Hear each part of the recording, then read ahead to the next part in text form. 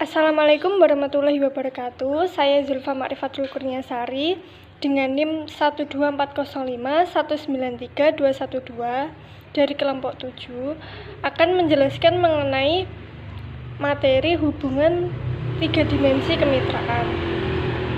Menurut pendapat Yukel, pada tahun 1991 ada beberapa model hubungan organisasional, yaitu yang pertama hubungan dominasi. Artinya, dalam melaksanakan hubungan tersebut, pihak pertama menguasai pihak kedua. Kemudian yang kedua, hubungan subordinasi. Artinya, dalam melaksanakan hubungan tersebut, pihak kedua menguasai pihak pertama atau pihak kedua dengan sengaja menempatkan diri tunduk pada kemauan pihak pertama.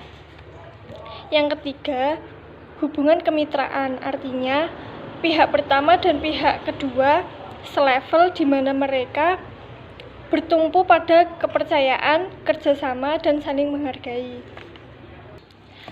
Ciri-ciri sistem kemitraan yang bertumpu pada kepercayaan antara lain yang pertama, persamaan dan organisasi yang landai. Yang kedua, hierarki aktualisasi yang luas, di mana kekuasaan berpedoman pada nilai-nilai seperti caring dan caretaking. Yang ketiga, spiritualitas yang berbasis alamiah. Yang keempat, tingkat kekacauan yang rendah yang terbentuk dalam sistem. Dan yang kelima adalah persamaan dan keadilan gender. Mengenai kemitraan ini, Butler dan Waldrop mengemukakan beberapa dimensi kemitraan hubungan kerja sebagai berikut. Yang pertama, pengaruh. Profesional yang menikmati pekerjaan mereka dan senang mengembangkan dan memperluas area pengaruh mereka. Mereka senang dalam hal persuasi, negosiasi, dan memegang informasi dan ide-ide penting. Tipikal bagi negosiator, pembuat kebijakan atau keputusan. Yang kedua adalah fasilitas interpersonal. Orang-orang yang senang dengan aspek interpersonal dalam situasi pekerjaan. Mereka secara intuitif berfokus pada pengalaman orang lain dan mereka bisa bekerja di belakang layar. Yang ketiga, kreativitas hubungan. Orang-orang yang bagus dalam membina hubungan dengan sekelompok orang melalui penggambaran visual dan verbal. Yang keempat, kepemimpinan tim. Orang-orang ini ingin melihat orang lain dan berinteraksi dengan mereka. Assalamualaikum warahmatullahi wabarakatuh. Saya Juliana Fair Zubaidi dari kelompok 7. Di sini saya akan menjelaskan tentang kapasitas agen pembaharu sebagai pendamping masyarakat. Pendamping yang dimaksud di sini dapat berupa fasilitator, kader, sejarawan, atau nama pendamping lainnya. Pada dasarnya, siapa saja yang berperan mendampingi masyarakat dikategorikan sebagai pendamping. Secara garis besar, pendamping masyarakat memiliki peran, yaitu pembimbing, enabler, dan ahli. Yang pertama adalah sebagai pembimbing. Pendamping memiliki tugas utama, yaitu membantu masyarakat untuk memutuskan atau menetapkan tindakan. Yang kedua adalah sebagai enabler. Dengan kemampuan fasilitasnya, pendamping mendorong masyarakat untuk mengenali masalah atau kebutuhannya berikut potensinya. Yang ketiga adalah sebagai ahli.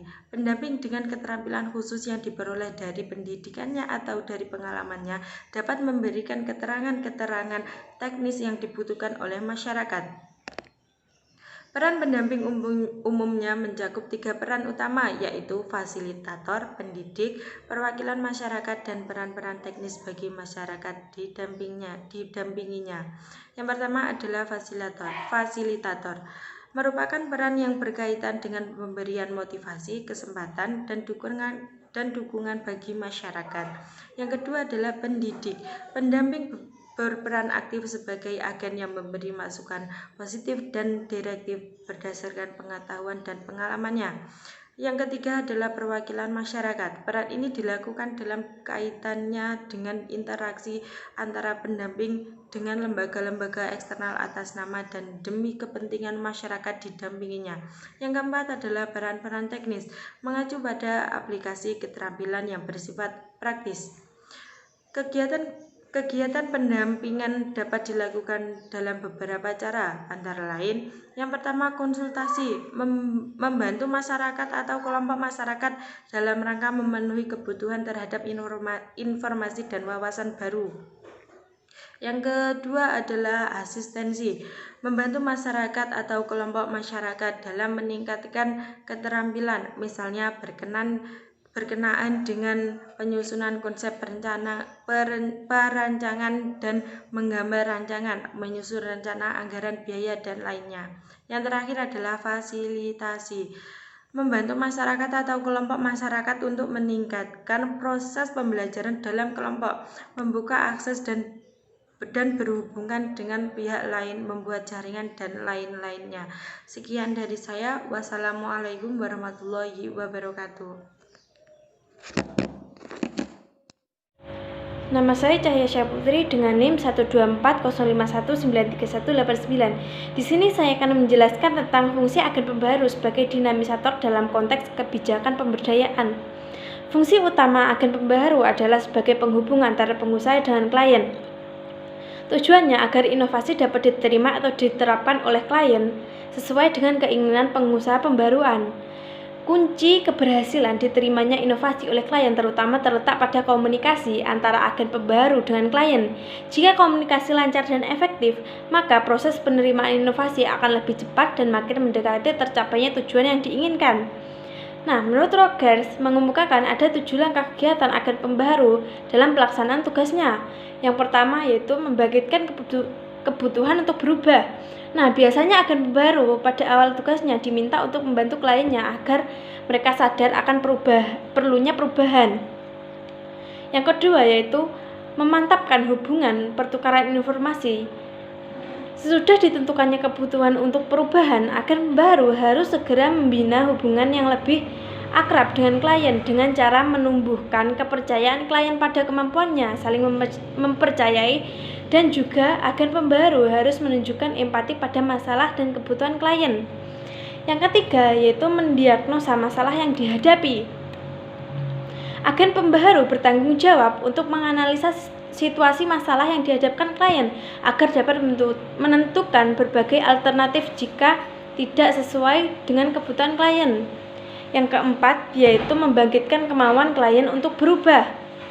Setelah agen pembaharu menggali berbagai macam cara yang mungkin dapat dicapai oleh klien untuk mencapai tujuan, maka agen pembaharu bertugas untuk mencari cara inovasi dan menarik perhatian agar klien timbul kemauannya untuk berubah atau membuka dirinya untuk menerima inovasi. Yang kelima yaitu mewujudkan kemauan dalam perbuatan. Agen pembaharu berusaha untuk mempengaruhi tingkah laku klien dengan persetujuan dan berdasarkan kebutuhan klien, jadi tidak memaksa, di mana komunikasi interpersonal akan lebih efektif kalau dilakukan antar teman yang dekat dan sangat bermanfaat. Kalau dimanfaatkan pada tahap persuasi dan tahap keputusan inovasi. Oleh karena itu, dalam hal tindakan agen pembaharu yang paling tepat menggunakan pengaruh secara tidak langsung, yaitu dapat menggunakan pemuka masyarakat agar mengaktifkan kegiatan kelompok lain. Yang keenam yaitu menjaga kestabilan penerimaan inovasi dan mencegah tidak berkelanjutannya inovasi. Agen pembaharu harus menjaga kestabilan penerimaan inovasi dengan cara penguatan kepada klien yang telah menerapkan inovasi. Yang ketujuh yaitu mengakhiri hubungan ketergantungan. Nah, tujuan akhir tugas agen pembaharu adalah dapat menumbuhkan kesadaran untuk berubah dan kemampuan untuk merubah dirinya sebagai anggota sistem sosial yang selalu mendapat tantangan kemajuan zaman. Agen pembaharu harus berusaha mengubah posisi klien dengan ikatan percaya pada kemampuan agen pembaharu menjadi bebas dan percaya kepada kemampuan sendiri. Nama saya Aprilia Nuraini Setiawan, NIM 12405193225. Saya dari kelas MBS 3E. Di sini saya dari kelompok 3 akan menjelaskan materi tentang keberdayaan agen pembaharu. Dalam keberdayaan agen pembaharu terdapat beberapa faktor yang mempengaruhi keberhasilan agen pembaharu, yaitu sebagai berikut. Yang pertama, usaha agen pembaharu. Sebagai indikator untuk mengetahui kegigihan usaha yang dilakukan agen pembaharu. Sebagai indikator untuk mengetahui kegigihan besarnya usaha agen pembaharu ialah jumlah klien yang dihubungi untuk berkomunikasi, banyaknya waktu yang digunakan untuk berpartisipasi di tempat tinggal klien dibandingkan dengan waktu yang digunakan di kantor atau di rumah sendiri, banyaknya keaktifan yang dilakukan dalam proses difusi inovasi, ketepatan memilih waktu untuk berkomunikasi dengan klien, dan sebagainya. Yang kedua yaitu orientasi pada klien. Sebagaimana telah kita ketahui, posisi agen pembaharu berada di tengah-tengah antara pengusaha, pembaharuan, dan sistem klien. Agen pembaharu harus mempertanggungjawabkan pekerjaannya kepada pengusaha pembaharuan. Tetapi di lain pihak, ia juga harus bekerja sama dan untuk memenuhi kepentingan kita. Nah, yang ketiga yaitu sesuai dengan kebutuhan klien. Menurut Rogers 1983, salah satu usaha agen pembaharu yang sangat penting dan sukar melaksanakannya ialah mendiagnosa kebutuhan klien. Banyak yang terbukti usaha difusi inovasi gagal karena tidak mendasarkan kebutuhan klien, tetapi lebih mengutamakan pada target inovasi sesuai dengan kehendak pengusaha pembaharuan. Poin keempat yaitu empati. Seperti telah kita ketahui bahwa empati akan mempengaruhi efektivitas komunikasi. Komunikasi yang efektif akan mempercepat diterimanya inovasi. Generalisasi keberhasilan agen pembaharu berhubungan positif dengan empati terhadap klien. Yang kelima yaitu homopili. Bagaimana telah kita ketahui, yang dimaksud dengan homopili ialah pasangan individu yang berinteraksi dengan memiliki ciri-ciri atau karakteristik yang sama, seperti bahasa, kepercayaan, dan adat istiadat. Heteropili ialah pasangan individu yang berinteraksi dengan memilih ciri-ciri atau karakteristik yang berbeda. Biasanya, agen pembaharu yang berbeda dengan klien lebih disegani dan lebih suka mengadakan dengan klien yang memiliki persamaan dengan dia. Yang keenam yaitu kontak agen pembaharu dengan klien yang berstatus lebih rendah. Sebenarnya, klien yang kurang mampu ekonominya, rendah pendidikannya harus mendapat lebih banyak bantuan dan bimbingan dari agen pembaharu. Tetapi sesuai dengan prinsip homopili, maka justru agen pembaharu lebih banyak kontak dengan klien yang berstatus tinggi pendidikan maupun ekonominya, sehingga dapat timbul pendapat yang kurang benar dari agen pembaharu yang menyatakan bahwa klien yang berstatus lebih rendah tidak termasuk tanggung jawabnya. Dalam pelaksanaan difusi inovasi, maka dirumuskan generalisasi keberhasilan agen pembaharu berhubungan dengan positif dengan klien yang homopili. Yang ketujuh yaitu pembantu para profesional.